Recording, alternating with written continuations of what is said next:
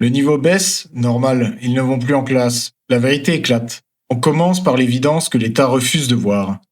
Pas du tout hostile à la complémentarité des temps éducatifs. Mais la complémentarité, c'est pas la substitution. Et tout le temps perdu, il faut bien d'école, d'enseignement, parce que le niveau scolaire des élèves français, il faut arrêter de tourner autour du pot. Il baisse.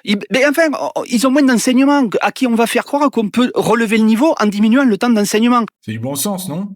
On ne relève pas le niveau en supprimant des heures. Mais le pire, c'est ce qui se passe quand l'école est fermée. Écoutez où finissent les gamins. Et surtout, qui doit gérer?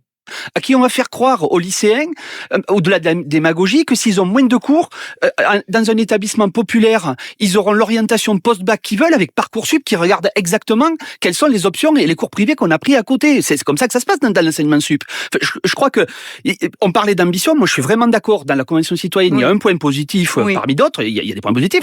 Il y a le fait de demander de réinvestir. Mais réinvestir pour du périscolaire qui soit dans son rôle, et c'est pas faire l'école à la place de l'école. Être en errance en milieu d'après-midi, ou devant l'écran, parce que dans les familles populaires, si on veut pas qu'ils traînent avec les voyous du quartier, c'est comme ça que ça se passe.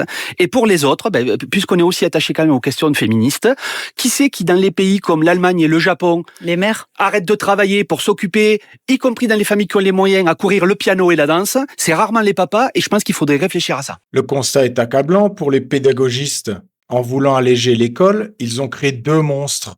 Premier monstre, l'insécurité culturelle. Quand un gamin de quartier n'est pas en classe, il ne va pas au musée.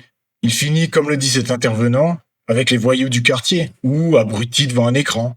L'école républicaine a démissionné face à la rue. Deuxième monstre, l'hypocrisie féministe. Qui paie l'addition quand l'école ferme tôt? Les mères.